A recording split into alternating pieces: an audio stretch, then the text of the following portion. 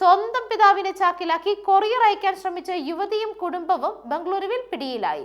യുവതിക്കൊപ്പം ഭർത്താവും ഭർത്തൃമാതാവും ഭർത്താവിന്റെ സഹോദരനും ചേർന്നാണ് വയോധികനെ ചാക്കിലാക്കി കൊറിയർ സ്ഥാപനത്തിൽ എത്തിച്ചത്.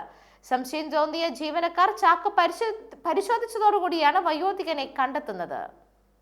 റംസാൻ ഉദ്ഘാടി ആഘോഷങ്ങൾ പ്രമാണിച്ച് നാട്ടിലേക്ക് പോകാൻ യാത്രാ ടിക്കറ്റുകൾ ലഭിക്കാത്തതിനാൽ പിതാവിനെ കൊറിയർ അയക്കുന്നു എന്ന രീതിയിലുള്ള തമാശ വീഡിയോ ചിത്രീകരിക്കാനായിരുന്നു ഇവരുടെ നീക്കം.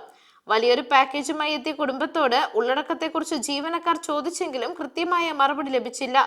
തുടർന്ന് ജീവനക്കാർ കെട്ടഴിച്ചു നോക്കിയപ്പോഴാണ് ഉള്ളിൽ മനുഷ്യനാണെന്ന് തിരിച്ചറിഞ്ഞത്. ചാക്കിനുള്ളിൽ നിന്ന് പിതാവ് പുറത്തു വന്നതോടെ ഇത് വെറുമൊരു റീൽ വീഡിയോയ്ക്ക് വേണ്ടിയുള്ള നാടകമാണെന്ന് യുവതി വിശദീകരിച്ചു.